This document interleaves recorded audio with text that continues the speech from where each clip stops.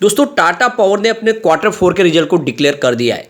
Result year on basis पे तो बहुत ही ज़बरदस्त है, लेकिन क्वार्टर ऑन क्वार्टर बेसिस पे बहुत ज़्यादा कमी रह गई है।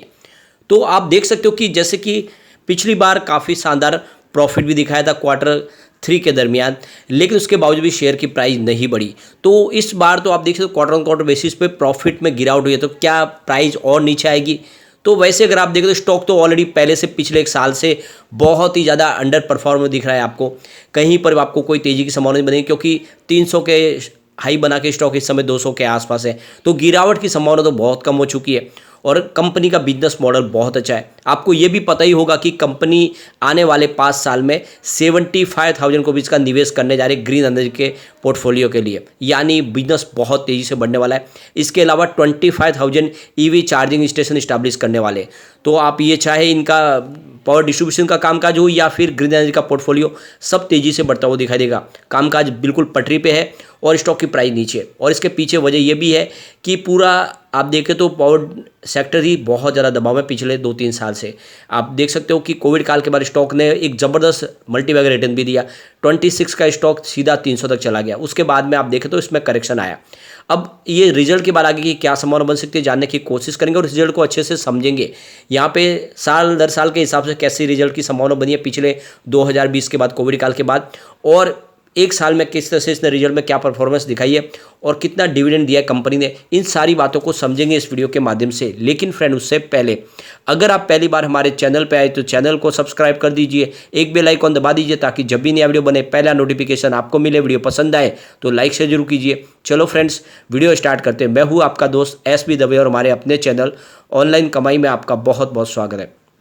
सबसे पहले अगर आज के कारोबार की बात करें, स्टॉक की क्लोजिंग 203 पर रही, जहाँ पे 0.049% की गिरावट थी, यानी एक तरह से फ्लैट क्लोजिंग थी। लेकिन बाजार में 500 पॉइंट की ज़बरदस्त तेजी थी। उसका असर यहाँ पे स्टॉक में देखने को नहीं मिला, क्योंकि रिजल्ट के पहले यहाँ पे काफ़ी ज़्यादा दबाव देखने को मिल रहा था। पिछले एक साल के हिसाब से स्टॉक 17% डाउन है, क्योंकि 230 के आसपास था साल भर पहले स्टॉक। 6 मंथ की भी बात करें 11% का निगेटिव रिटर्न दे रहा है स्टॉक। 229 के आसपास था 7 नवंबर को, लेकिन 1 मंथ के हिसाब से 4.68% रिकवर हो चुका है स्टॉक। और आप देख सकते हो कि 194 का स्टॉक फिर से 203 पे आया, यानी जैसे 200 के नीचे गया वहाँ से एक अच्छा बाउंस बैक देखने को मिला। और पिछले 5 दिन में भी स्टॉक में 2.57% की हमने तेजी देखी। तो एक तो समझ में आ रही है बात कि 200 का एक मजबूत सपोर्ट है, स्टॉक नीचे जाते फिर से एक बाउंस बैक भी दे रहा है। अब इंटरनेशनल मार्केट खुल चुका है और वहाँ से सिग्नल काफ़ी वीक निकल के आ रहे हैं फिर से। डाउ जोन की बात करें तो इस समय 33,161 पर है, जहाँ पे 0.76% की गिरावट है। S&P 500 की बात करें तो 4,065 के स्तर पे है और 0.61% की यहाँ पर भी हमें गिरावट देखने को मिल रही है। नेस्डैक कंपोजिट की बात करें 11,973 के स्तर पे 0.43% की गिरावट देखने को मिल रही है। और रजल 2000 इंडेक्स 1,714 के स्तर पे 1.44% की गिरावट है। तो सभी बाजारों में काफ़ी बड़ी गिरावट है, जो एक काफ़ी बड़ा निगेटिव सिग्नल दिखाई दे रहा है। लेकिन बाजार के लिए जो अच्छी खबर है कि एफआई बाजार में लगातार खरीदारी करे अप्रैल महीने में और उसके बाद में मई में भी। आप देख सकते हो कि पिछले 3 क्वार्टर जो हमारा ट्रेडिंग सेशन हुआ उसमें देख सकते हो कि 2 मई को उन्होंने 1,997 के बीच की खरीदारी की, 3 मई को 1,338 के बीच की खरीदारी की, तो आज उन्होंने 1,414 के बीच की खरीदारी की। और ये काफ़ी अच्छा पॉजिटिव ट्रिगर है कि बाजार में लगातार पॉजिटिव बने हुए एफआई, इससे बाजार में एक तेजी की संभावना फिर से बन रही है।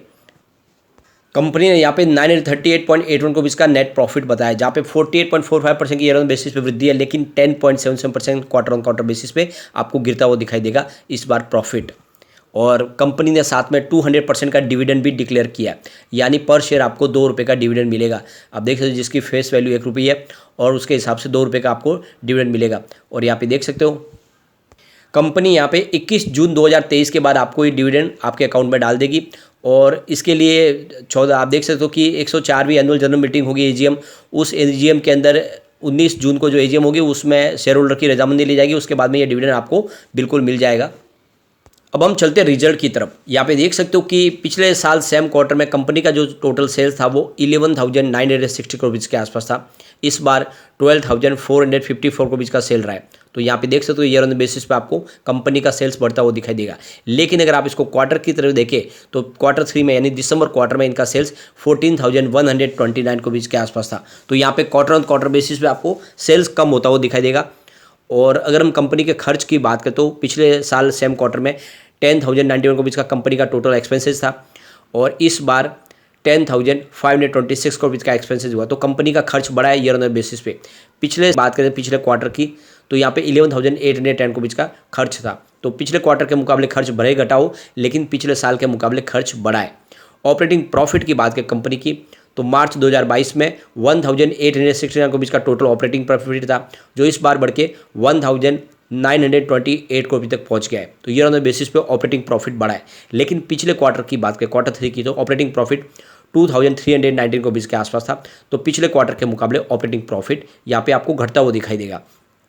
अदर इनकम की बात करें तो पिछले साल सेम क्वार्टर में 62 रुपीज़ की अदर इनकम थी, जो इस बार 1,350 रुपीज़ की अदर इनकम हुई है। तो कंपनी को इस बार अदर इनकम भी काफ़ी अच्छी मिली है, लेकिन पिछले क्वार्टर में ये अदर इनकम थोड़ी और ज़्यादा थी, यानी 1,497 रुपीज़ की अदर इनकम थी कंपनी की।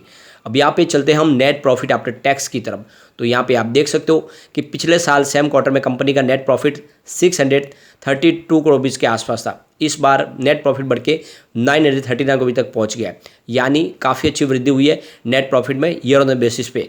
लेकिन अगर आप क्वार्टर ऑन क्वार्टर बेसिस पे देखें तो पिछले क्वार्टर में, क्वार्टर 3 में 1,050 रुपीज़ का नेट प्रॉफिट था, तो लगभग 10% की यहाँ पे गिरावट है। तो ईयर ऑन बेसिस पे 45% की वृद्धि है, लेकिन क्वार्टर ऑन क्वार्टर बेसिस पे प्रॉफिट 10% गिरा है।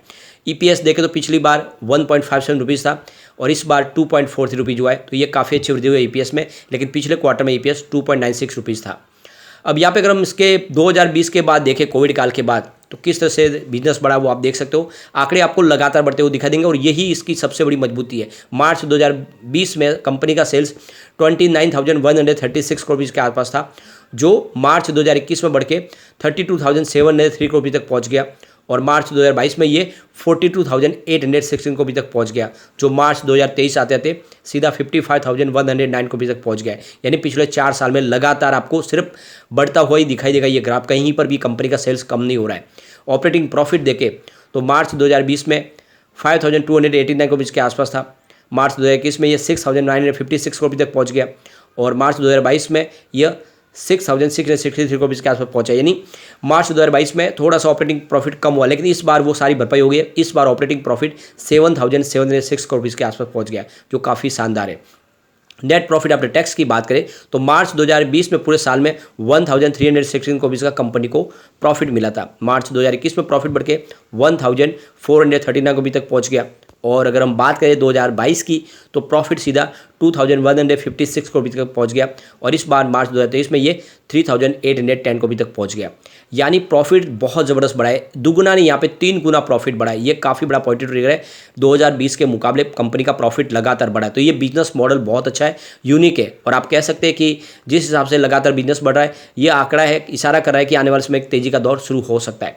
अब यहाँ पे देख सकते हो कि वैशाली पारेख, जो प्रभुदास लीलाधर की तरफ से टेक्निकल एनालिस्ट है, उनका कहना है कि स्टॉक काफ़ी अच्छा है और काफ़ी समय से स्टॉक आपको देखो निचले लेवल पे दिखाई दे रहा है, लेकिन आने वाले समय तेज़ी का दौर जरूर शुरू होगा। तो यहाँ पे इसका शॉर्ट टर्म टारगेट 217 का बताया गया और लॉन्ग टर्म टारगेट 235 का है। स्टॉप लॉस आपको 190 का लगाना है, तो 190 के स्टॉप लॉस के साथ यहाँ पे आप बने रह सकते हैं। इसके अलावा अगर आप देखें तो यहाँ पे चॉइस ब्रोकिंग के सुमित बगड़िया की तरफ से भी इसमें निवेश की सलाह दी जा रही है। उनके हिसाब से एक लॉन्ग टर्म का नजरिया लेके इसमें आप निवेश कर सकते हैं। नियर टर्म में ये आपको एक अच्छा रिटर्न दे सकता है। स्टॉक काफ़ी मजबूत लग रहा है और देख सकते हो कि इसकी प्राइस काफ़ी नीचे रही है, पिछले 1 साल में स्टॉक बिल्कुल नहीं दौड़ा है और अब जिस तरह से सिग्नल निकल के आ रहे हैं कि आने वाले समय इसकी प्राइस डेफिनेटली बढ़ सकती है, तो आने वाले समय एक अच्छी तेज़ी की दौर शुरू हो सकती है। तो नजरिया लॉन्ग टर्म का लेकर निवेश की सलाह दी जा रही है सुमित बगड़िया की तरफ से। लेकिन फ्रेंड, कोई भी इन्वेस्टमेंट करने से पहले अपने फाइनेंशियल एडवाइजर से बड़े ले ले या अपना खुद का रिसर्च करें, क्योंकि मैंने वीडियो आपके एजुकेशनल पर्पज़ के लिए ही बनाया। वीडियो पसंद आए तो लाइक से जरूर कीजिए और चैनल को सब्सक्राइब कर दीजिए। Thank you friend.